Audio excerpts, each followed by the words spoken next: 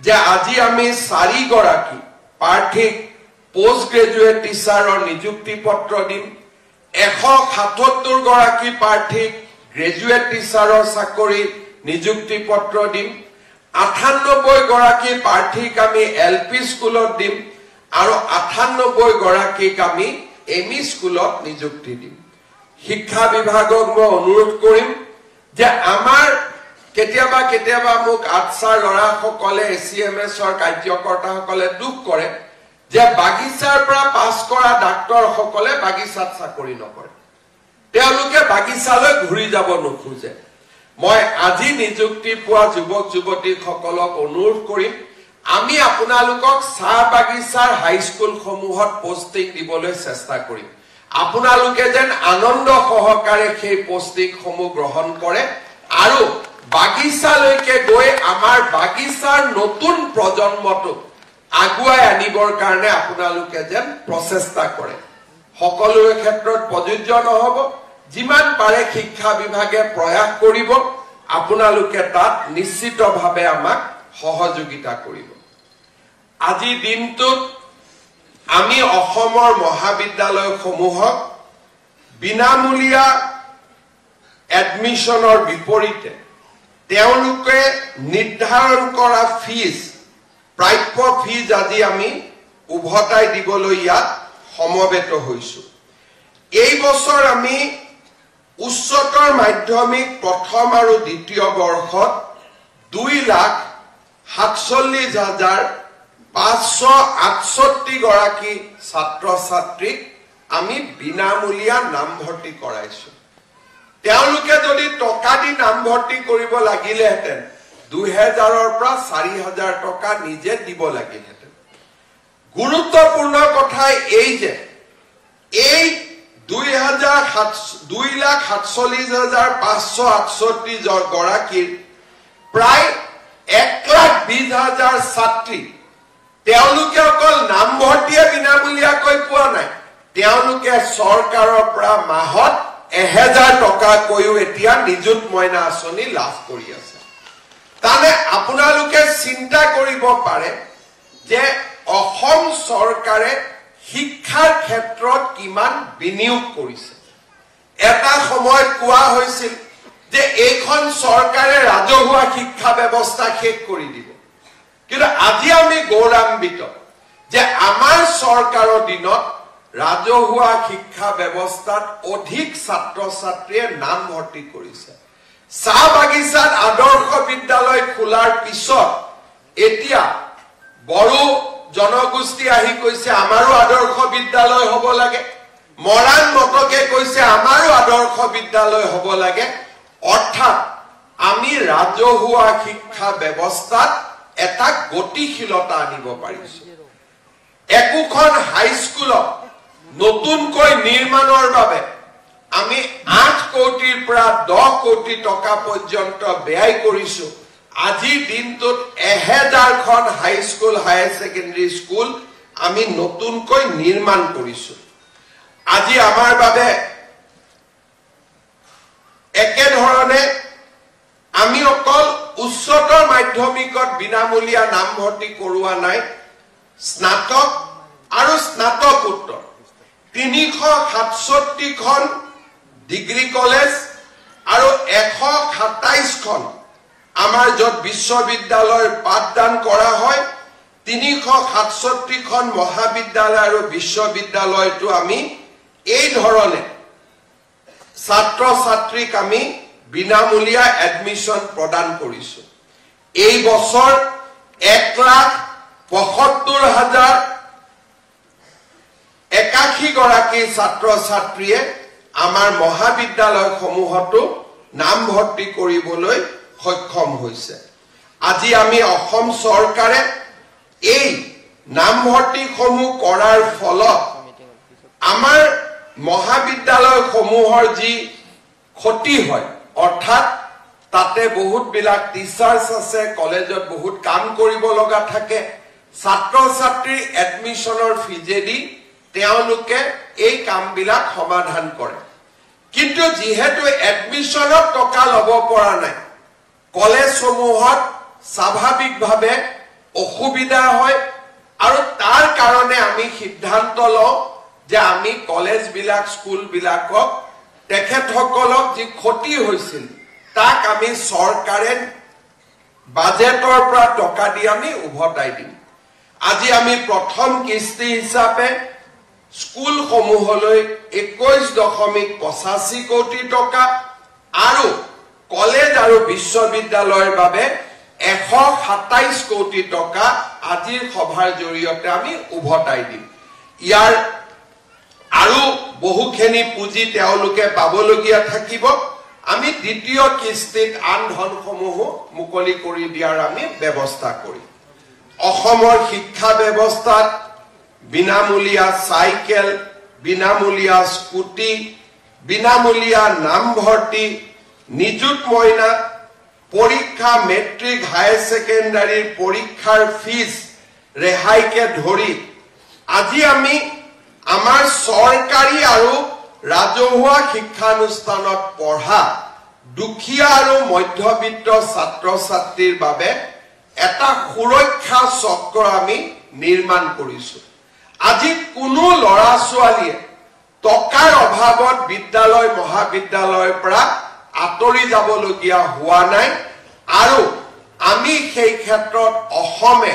ভাৰতৰ ভিতৰতে শিক্ষাত বিনিয়োগ কৰা এখন অগ্ৰণী ৰাজ্য হিচাপে আজি আমি নিজকে দাবী কৰিব পৰা অৱস্থাত আহি থিয় হৈছো অলপ আগতে মই ষ্টেটিষ্টিক্স চাই আছিলো যোৱা 5 বছৰ অকল প্ৰাথমিক শিক্ষা বিভাগতে আমি 60,000 শিক্ষকৰ নিযুক্তি দিছো কেতিয়াও ৰাজহুৱা শিক্ষা ব্যৱস্থাক আগবঢ়াই নিয়াৰ ক্ষেত্ৰত ইমান সাহসী পদক্ষেপ কেতিয়াও গ্ৰহণ কৰা হোৱা নাছিল মহাবিদ্যালয়সমূহত নিয়মীয়াভাৱে অধ্যাপকৰ নিযুক্তি হায়াৰ সেকেন্ডাৰী হাই স্কুল সকলোকে শিক্ষকৰ নিযুক্তি আজি নিযুক্তিৰ লগত টেকনলজি শিক্ষা ক্ষেত্ৰৰ পৰা আৰম্ভ কৰি সমৰ্থলৈকে টেকনলজি বিত্তীয় বিনিয়োগ মানৱ সম্পদক আকৰ্ষণ এই গোটেইবিলাক ক্ষেত্ৰতে যোৱা 5টা বছৰত আমাৰ চৰকাৰখনে অসমৰ ছাত্ৰ ছাত্ৰীসকলৰ কল্যাণৰ বাবে তেওঁলোকৰ লগত থিয় হ'বলৈ সক্ষম হৈছে মই পুনৰ এবাৰ আজি নিযুক্তি লাভ কৰা প্ৰতি গৰাকী যুৱক যুৱতীক অভিনন্দন জনাইছো আৰু মই আমাৰ মঞ্চত বহি থকা আমাৰ প্ৰত্যেকটো চাহ জনগোষ্ঠী আদিবাসী সংগঠনৰ নেতৃবৃন্দক অনুৰোধ কৰিম এই বছৰৰ পৰা এচিএস এপিএছতো 3% ৰিজাৰ্ভেশ্যন হ'ব চাহ বাগিচাৰ যুৱক যুৱতীসকলৰ মাজত ট্ৰেইনিং প্ৰগ্ৰেম কোচিং ক্লাছ চৰকাৰে কৰাৰ লগে লগে আমাৰ বিধায়কসকল যাতে আগবাঢ়ি আহে চাহ বাগিচাৰ প্ৰতিটো সংগঠন যাতে আগবাঢ়ি আহে কাৰণ শিক্ষাৰ পৰিৱেশ এটা আমি নিৰ্মাণ কৰিব লাগিব আৰু এবাৰ যদি আমি চাহ বাগিচাৰ লৰা ছোৱালীক শিক্ষামুখী কৰি তুলিব পাৰো তেতিয়া হলে আমি কেতিয়াও পিছ পৰি থাকিব নালাগে আমি সমাজৰ আন আন জনগোষ্ঠীৰ লগত সমানে অকল সমানেই নহয় আন সকলক পিছ পেলাই আমি আগুৱাই যাবলৈ সক্ষম হম প্ৰতি বছৰে এচিএস এপিএস আমি প্ৰায় কব গলে প্ৰত্যেক বছৰে আমাৰ গেজেটেড অফিচাৰ 1000-2000 ইঞ্জিনিয়াৰৰ বাবে এতিয়া 3% ৰিজাৰ্ভেশ্যন হ'ব ডক্টৰৰ বাবে হ'ব মেডিকেলৰ নাৰ্ছ ল্যাবৰেটৰী টেকনিচিয়ান সকলো ক্ষেত্ৰতে যেহেতু ৰিজাৰ্ভেশ্যন হ'ব আমি এতিয়া এটা পঢ়াৰ পৰিৱেশ নিৰ্মাণ কৰিব লাগে এটা শিক্ষাৰ আন্দোলন আৰম্ভ কৰিব লাগে আৰু এই শিক্ষাৰ আন্দোলন যদি আমি আৰম্ভ কৰিব পাৰো আমাৰ জীৱনলৈ পৰিৱৰ্তন আহিব শেষত মেডিকেল এডমিশনৰ সময়ৰ পৰা আমি দেখিছো যে চাহ বাগিচাৰ ছাত্ৰ ছাত্ৰীসকলক যেতিয়া আমি সুবিধা দিব চেষ্টা কৰো এছাম লোকে ভুৱা প্ৰমাণ পত্ৰৰে এই সুবিধাসমূহ হস্তগত কৰিবলৈ চেষ্টা কৰে যি ব্যৱস্থাটো কেতিয়াও মানি ল'ব পৰা নহয় মেডিকেল এডমিশনৰ ক্ষেত্ৰত প্ৰতিটো জাতি জনগোষ্ঠীৰ নাম দি বৰাক আৰু ব্ৰহ্মপুত্ৰৰ বাবে সুকীয়া ব্যৱস্থা কৰি ইয়াক আমি এক প্ৰকাৰ সমাধান কৰিব পাৰিছো সৰকাৰী চাকৰিৰ 3% ৰিজাৰ্ভেশনটো যাতে চাহ বাগিচাৰ নামত আন কোনোবাই আহি সুবিধা ল'ব নোৱাৰে তাৰ বাবে আমি কঠোৰ নিয়ম বনাব লাগিব যাতে এই ধৰণে আমি চাহ বাগিচাৰ প্ৰকৃত যুৱক যুৱতী সকলকহে আগবঢ়াই নিব পাৰো মই শিক্ষা মন্ত্ৰী ডাঙৰীয়াক অনুৰোধ কৰিম আৰু ৰাজ্যৰ মুখ্য সচিব ডাঙৰীয়াকো মই কম যে ইয়াতো চাহ বাগিচাৰ সংগঠন সকলৰ লগত কথা পাতি আমি এটা স্পষ্ট নীতি বনাব লাগে যাতে আন সকলে ইয়াত সুবিধা ল'ব নোৱাৰে কেইগৰাকী মানৰ বিৰুদ্ধে আমি অভিযোগ পাইছিলো আমি তেওঁলোকক আজি এপইন্টমেন্ট লেটাৰ আমি নিদিও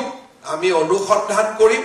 আৰু প্ৰকৃততে যদি চাহ জনগোষ্ঠীৰ হয় ডেফিনেটলি তেওঁলোকে নিযুক্তি পত্ৰ পাব কিন্তু যদি নহয় তেতিয়াহলে তেওঁলোকে আৰু অসম চৰকাৰৰ কোনো চাকৰিতে কেতিয়াও আবেদন কৰিব নোৱাৰে আজিও যদি নিজে নিজে কৈ দিয়ে যে মোৰ ভুল হৈছিল মোক নালাগে বুলি ক'বলগীয়া কথা একো নাই যুৱ বয়সত মানুহে ভুল কৰে সংশোধন হয় কিন্তু যদি নিজে সংশোধন নকৰে আমি ইনকুৱাৰী কৰি পাওঁ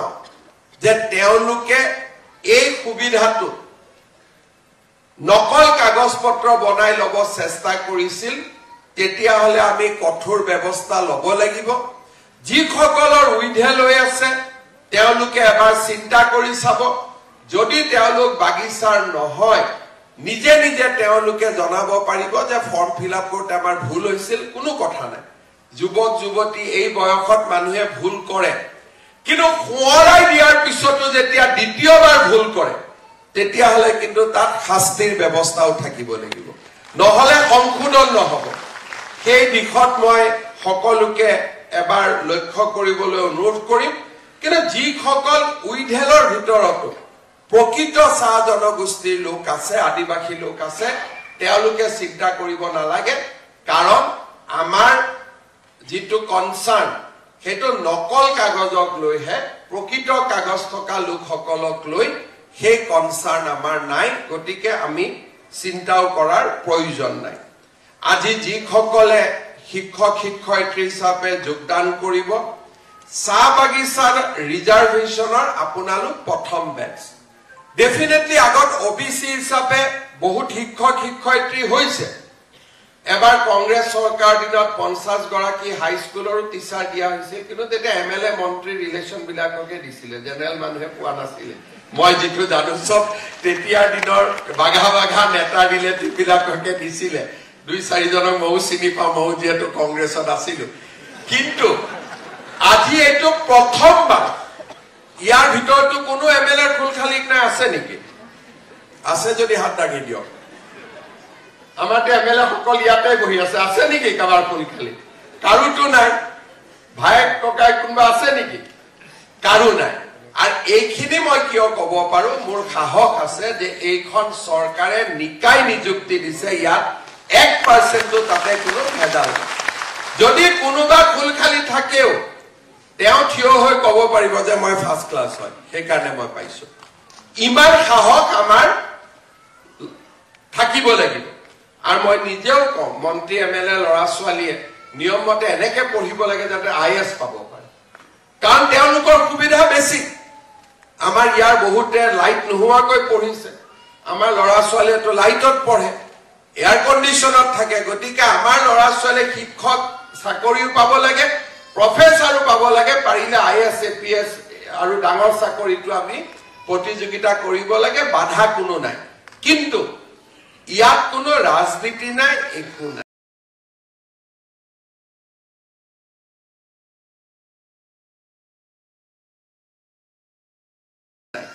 আপোনালোকে নিজৰ কাহিনী বিলাক বাগিচাত গৈ ক'বগৈ কাৰণ আপোনালোকৰ কাহিনীয়ে আন 10 বিশ্বাস অনুভৱ কাৰণ সদায় ধৰ্ম অধৰ্মগত জোৰ সমদল কিবা জুই জ্বলোৱা কিবা কিবি দেখি থাকে মানুহৰ সিস্টেমটোৰ ওপৰত আস্থা কমি যায় এইবিলাক কি হৈ আছে নিশ্চয় এইবিলাক গণ্ডগোলে হয় কিন্তু আপোনালোক একোজন জীৱন্ত প্ৰমাণ যে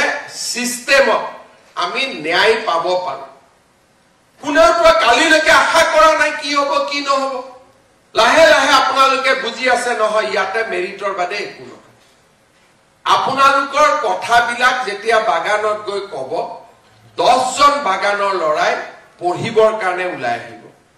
ইতিমধ্যে মই কৈ ভাল পাওঁ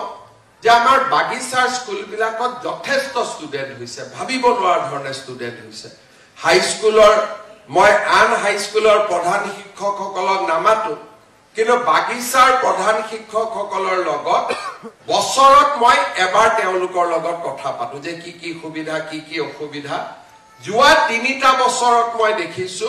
যে ষ্টুডেন্টৰ সংখ্যা বাঢ়ি গৈ আছে এটা নীৰৱ বিপ্লৱ এটা আৰম্ভ হৈছে আজি যেতিয়া আপোনালোকে গৈ গাঁৱত কবগৈ বাগিচাত কবগৈ যে আমি বাগিচাৰ বাবে সংৰক্ষিত চৰকাৰী ব্যৱস্থাৰ জৰিয়তে টকা পইচা একো নিদিয়াকৈ আমি চাকৰি পাইছো আন 10 জনে পঢ়িবৰ কাৰণে আগ্ৰহ কৰিব আৰু সেই কাৰণে আপোনালোকক মাতি আনি আজি আমি ইয়াতে এপইন্টমেন্ট লেটাৰ দিছো কোনোবাই মোক কৈছিলে যে সিনিয়ৰিটি নোহোৱা হৈ যাব নেকি হেবিলাক চিন্তা কৰিব নালাগে হেবিলাক আপোনালোকৰ কষ্ট নহয় বৰঞ্চ দৰকাৰ হলে সিনিয়ৰিটি অলপ আগুৱাই দিম আপোনালোকে চিন্তা কৰিব নালাগে মোক দুই এজনে WhatsApp দি আছে ইমান চিন্তা কৰা দৰকাৰ নাই আমি সব কথা মনত ৰাখো কালি গৈ আপোনালোকে যোগদান কৰি দিব কালি নোৱালেও পৰহি যোগদান কৰি দিব শিক্ষা বিভাগ ডিৰেক্টৰ এলিমেন্টাৰী আৰু সেকেন্ডাৰীয়ে এখন নটিফিকেশন দিব যে এই নিযুক্তিটো তেওঁলোকৰ লগত একেলগে নিযুক্তি হোৱা বুলি ধৰা হ'ব যাতে কোনেও এবিলাক নহলে আকৌ কলে স্কুলত গৈ কুটকুটাই থাকিব লগত কোনবাই গৈ কবগৈ তহঁতৰ নহব কিন্তু তহঁতি পিছ পৰি গলি আমাৰ বহুত আছে মানুহ এনেকে নিগেটিভ কথা কৈ ভাল পায় পজিটিভ খিনি ভাল নাপায় যত যি নিগেটিভ চিন্তা কৰি মানুহে ভাল পায় কিয় এনেকুৱা মই নাজানো পজিটিভ চিন্তা কৰিব লাগিব আৰু সেই কাৰণে আজি আপোনালোকে চিন্তা নোহোৱা কৈ যাও সিনিয়ৰিটি ইনটেক কোনো কথা নাই হেবিলাক আপোনালোকে কোনো টেনচনে নলক খালি মই আপোনালোকক দায়িত্ব দিছো ভাল কৰি পঢ়ুৱাব 10 জন লৰা ছোৱালী যোনে স্কুলত পঢ়িব আগ্ৰহ কৰা নাছিল তেওঁলোকক আপোনালোকে স্কুললৈ লৈ আহিব আপোনালোক যিহেতু আজিৰ পৰা এজন তেওঁলোকৰ কাৰণে আদৰ্শ হৈ পৰিলে 10 জন লৰাক বুজাব আপোনাৰ মই বুজালে নুবুজিব মইতো ভাষাও ক'ব নোৱাৰো কিন্তু আপোনালোকে যেতিয়া গৈ বুজাব তেতিয়া মানুহে বিশ্বাস কৰিব এমএলএ মন্ত্ৰীয়ে বুজালে ক'ব ইলেকশ্যন আহিছে বুজাইছে কিন্তু আপোনালোকে যেতিয়া গৈ ক'ব যে এইবাৰটো শিক্ষক অহাবাৰ এসিএস এপিএস সবতে 3% ৰিজাৰ্ভেশ্যন ডক্টৰ 50 জনলৈকে হ'ব আমাৰ লৰা ছোৱালীয়ে সায়েন্সও পঢ়িব আৰু মই বিশ্বাস নকৰো যে বাগিচা লৰা ছোৱালীয়ে নোৱাৰে যদি 75 বছৰত হাই স্কুলে পাতা নাই কেনেকে পাৰিব আজিও মোক কংগ্ৰেছৰ মানুহবিলাকে আমিতো এলপি পাতিছিলো বলে বাবা এলপি পাতিছিল কিন্তু এলপিৰ পৰা হাই স্কুললৈ প্ৰমোশন পাওতে 75 বছৰ লাগিলে গতিকে ইমান যদি লেট প্ৰমোশন হয় তেতিয়ালেতো আমটো তিতাই হৈ যাব না আমটো মিঠা হৈ নাথাকে গতিকে আজি আমি 75 বছৰ পিছত হাই স্কুল এতিয়া লৰা ছোৱালী ওলাইছে ওলাব কেইদিনমান আগতে টি গাৰ্ডেনৰ প্ৰিন্সিপাল স্কুল বিলাকৰ প্ৰিন্সিপাল সকলে আমাক কৈছিল যে আমাৰ স্কুল বিলাকত বাউন্ডাৰী ওয়াল নাই কেইদিনমান আগতে আমি 60 কোটি টকা অনুমোদন কৰি দিছো যাতে আমাৰ টি গাৰ্ডেন স্কুল বিলাকত বাউন্ডাৰী ওয়ালও হ'ব পাৰে লাহে লাহে আমি সুবিধা বঢ়াই যাম আৰু প্ৰত্যেকখন স্কুলক আমি হায়াৰ সেকেন্ডাৰী কৰি সেই কল্পনাৰে আমি আগবাঢ়ি আছো আমাৰ সকলোৰে ভাল হওক শেষত আজি আমাৰ বাবে বাগিচাৰ বাবে যি ধৰণে এটা আনন্দৰ দিন ব্যক্তিগতভাৱেও আজি আমাৰ এটা প্ৰাপ্তিৰ দিন পঢ়া শুনা কৰিছিলো দেউতা মায়ে আমাক উলিয়াই দিছিলে বাগিচাত কাম কৰা এজন শ্ৰমিকে নিজৰ লৰা ছোৱালীক পঢ়ুৱাই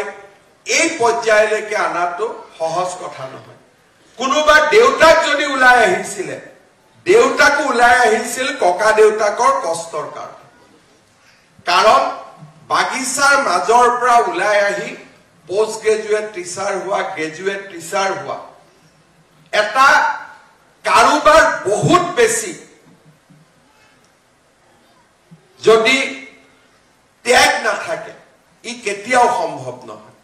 আৰু মই নিশ্চিতভাৱে জানো যে এই ত্যাগ হল আমাৰ পিতৃ মাতৃৰ ত্যাগ পিতৃ মাতৃয়ে যদি আজি আমাক এই পৰ্যায়লৈ নানিলেহেঁতেন আমি কেতিয়াও শংকৰদেৱ কলাক্ষেত্ৰত আজি গধূলি আহি উপস্থিত হ'ব নোৱাৰিলোহেঁতেন সকলোকে মই অনুৰোধ কৰিম আদৰ্শ ব্যক্তি এজন হবৰ বাবে ভাল সন্তান হোৱাৰ খুব প্ৰয়োজন আদৰ্শ মই শিক্ষক হলো কিন্তু মই আদৰ্শ সন্তান নহয় মোৰ প্ৰাপ্তিৰ আনন্দ নাই মই এজন ভাল দেউতাক হলো